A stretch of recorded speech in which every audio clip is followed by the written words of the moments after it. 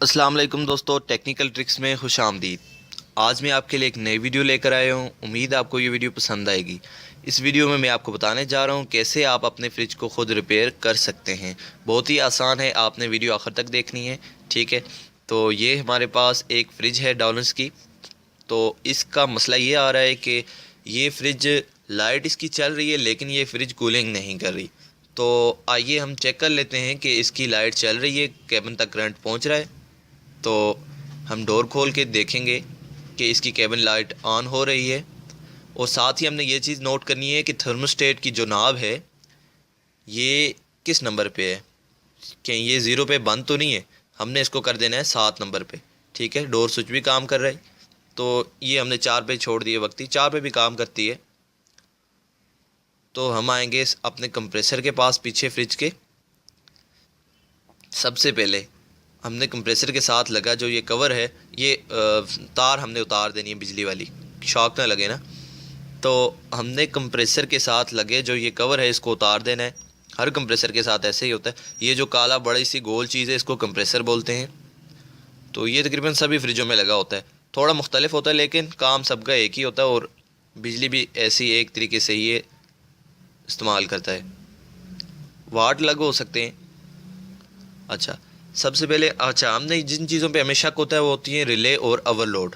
Fridge की सबसे पहले जो चीज़ चेक की जाती है वो रिले और ओवरलोड, या फिर सर्किट बहाल है या नहीं, ऊपर थर्मोस्टेट से वापस करंट आ रहा है या नहीं।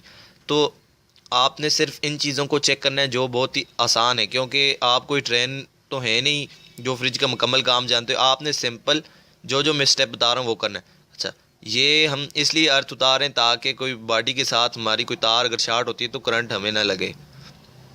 अर्थ को उतार के आगे सामने रिले और ओवरलोड हैं, तो उनके ऊपर हमने चेक करना है कि वोल्ट पहुंच रहे हैं उधर तक या नहीं। हमने एसी वोल्ट पे इसको सेट किया है।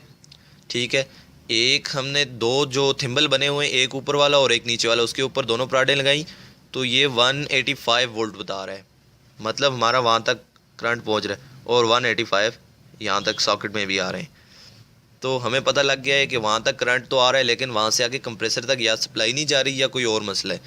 तो हमने सिंपली रिले और ओवरलोड को उतार लेना है। और इसमें सबसे पहले आपने ओवरलोड को चेक करना है कि ये कंटिन्यूटी शो कर रहा है या नहीं। तो आपने एक थिम्बल वाली साइड पे एक प्राड लगानी है और एक कंप्रेसर वाली साइड पे। सामने एक ओवरलोड और भी होता है गोल वाला, उसके भी ऐसे ही 2 पॉइंट बने हुए हैं, आपने चेक कर लेना उसको। अच्छा, ये देख लें, ये ओवरलोड शो नहीं कर रहा। हमारे पास एक नया ओवरलोड है वो शो कर रहा है, हम वो भी लगा के आपको दिखाते हैं। ये पुराने वाला वो रख दिया है।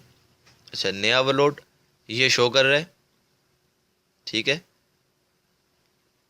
ये पुराने खुद में भी शो कर रही हैं। अच्छा, हमने ये देख लें, पुराने वाला बिल्कुल भी इस पर कोई शोमेंट नहीं है।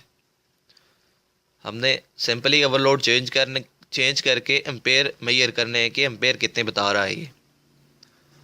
तो रिले और ओवरलोड को वैसे अपनी जगह पे लगा देना है। और आपका जो एम्पेयर मीटर है इसको आपने दोनों की जो तारें लगी हुई हैं उनमें से किसी एक के दरमियान में डाल देना है। दोनों में नहीं डालना, आपने ये देखना है कि एक किसी एक में डाल के एसी एम्पेयर पे इसको सेट करके फ्रिज को आपने ऑन कर देना है।